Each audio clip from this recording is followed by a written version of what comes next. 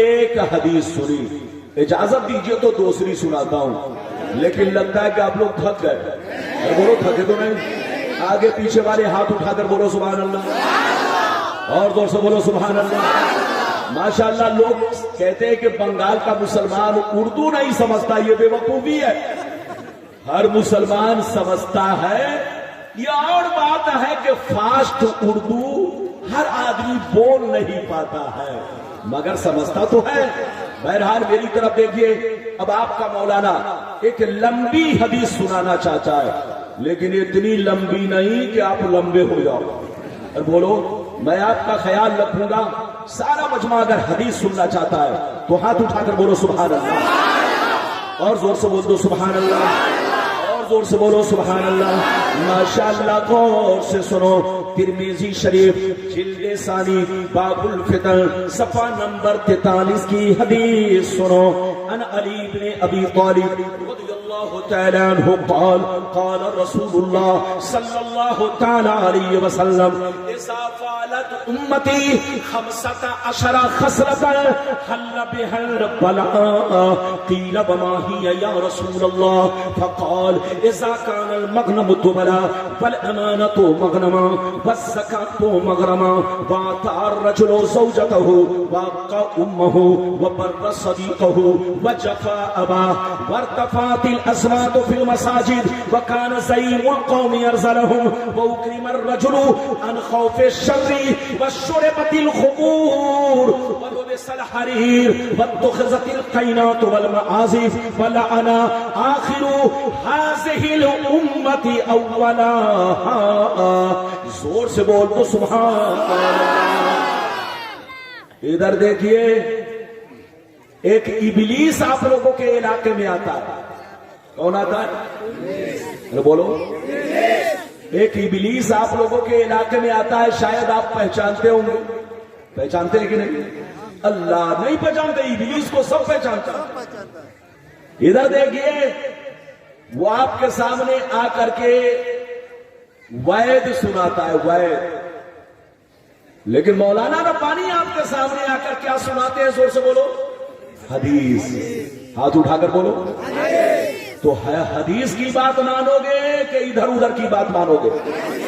حدیث کی بات مانیں گے. لڑنے کا وقت نہیں. مطلب سنیے، ابھی تو میں نے دوسری حدیث سنائی، مطلب سنیے. نبی نے ارشاد فرمایا، آقا نے ارشاد فرمایا، جس دن میری امت میں 15 خرابیاں سما جائیں گی، چاروں طرف سے مصیبتیں گھیر لیں گی، پریشانیاں گھیر لیں گی. مسلمان پریشان رہے گا، مسلمان برباد ہوگا، مسلمان ذلیل ہوگا، مسلمان رسوا ہوگا جب تک کہ توبہ نہ کر لے، جب تک کہ اللہ سے معافی نہ مانگ لے. صحابہ نے عرض کیا یا رسول اللہ وہ 15 خرابیاں کیا ہے؟ کیا پوچھا؟ زور سے بولو. یا رسول اللہ وہ 15 خرابیاں کیا ہے؟ تو نبی نے ارشاد فرمایا، اذا كان المغنم دبلا والامانة مغنما والزکاة مغرما الى آخر الحدیث. پیغمبر نے فرمایا جب لوگ مال غنیمت کو اپنا مال سمجھنے لگے، کسی کی امانت کو امانت نہ سمجھے، امانت میں خیانت کرنے لگے، زکات دینے کو تاوان سمجھنے لگے، لوگ بیوی کی بات مانے، ماں کو ناراض رکھے، دوست سے محبت کرے، باپ پر ظلم کرے، مسجد میں لڑائی کرے، گنڈوں کی تعظیم کرے، گنڈوں کا احترام کرے، چور بے ایمانوں کو اپنا سردار بنا لے، اپنا حاکم بنا لے، شراب نوشی عام ہو جائے، زناکاری عام ہو جائے، ریشمی کپڑے عام ہو جائے، گانے بجانے کا سامان لوگ گھروں میں بھر ڈالے، لوگ سڑکوں پر لونڈیوں سے ناچ کروائے، لونڈیوں سے ڈانس کروائے. دنیا سے جو اچھے لوگ گزر گئے، لوگ ان کو گالیاں دے، لوگ ان کو برا بھلا کہے. جس دن یہ 15 خرابیاں میری امت میں سما جائے گی، طرف سے مصیبتیں گھیر لیں گی. کتنے لوگوں نے حدیث سن لیا؟ ہاتھ اٹھا کر بولو سبحان اللہ، اور زور سے بولو سبحان اللہ. بابو لوگ میری طرف دیکھیے، نبی نے فرمایا کتنی خرابیاں؟ 15.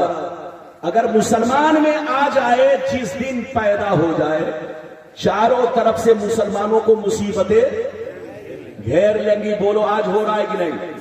آج مسلمان کتنی مصیبت میں گھرا ہوا. سب اگر دشمن بنا ہے تو مسلمان کا دشمن بنا ہے. ارے بولو کسی اور کا کوئی دشمن نہیں ہے. اگر کسی کو دشمنی ہے تو صرف مسلمانوں سے ہے.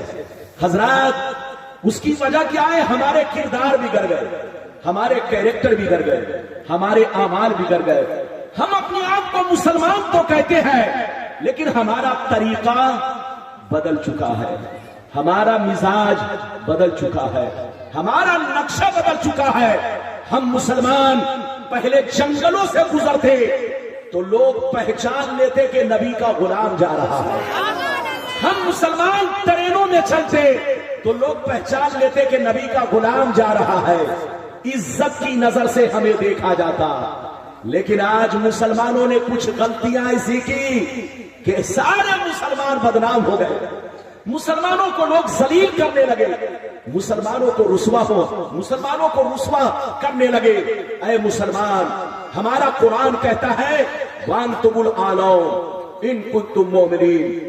دنیا میں تم ہی عزت والے رہو گے، دنیا میں تم ہی کرسی پر بیٹھو گے، دنیا میں تم ہی طاقت والے رہو گے. شرط یہ ہے کہ تمہارا ایمان پکا رہے، تم پکے مسلمان بن کر رہو، تب یہ دولت تم کو ملے گی. اور اگر بے ایمان بن گئے تو پھر تمہاری کوئی حیثیت نہیں ہے. آج ہمارے مسلمان بھائیوں کے حالات بدل گئے. توبہ کرو، توبہ، غلطی سے معافی مانگو اور دنیا میں رہو تو مسلمان بن کر. مسلمان اس کو کہتے ہیں جو جھوٹ نہ بولے، مسلمان اس کو کہتے ہیں جو حرام نہ کھائے، مسلمان اس کو کہتے ہیں جو شراب نہ پیے، مسلمان اس کو کہتے ہیں جو کسی کو دھوکہ نہ دے، مسلمان اس کو کہتے ہیں جس کا چہرہ دیکھ کر آدمی سمجھ لے یہ نبی کا غلام جا رہا ہے، یہ غریب نواز کا دیوانہ جا رہا ہے، یہ اعلی حضرت کا چاہنے والا جا رہا ہے. اس کا نام مسلمان ہے. لڑنے کا وقت نہیں، سمجھنے کا وقت ہے.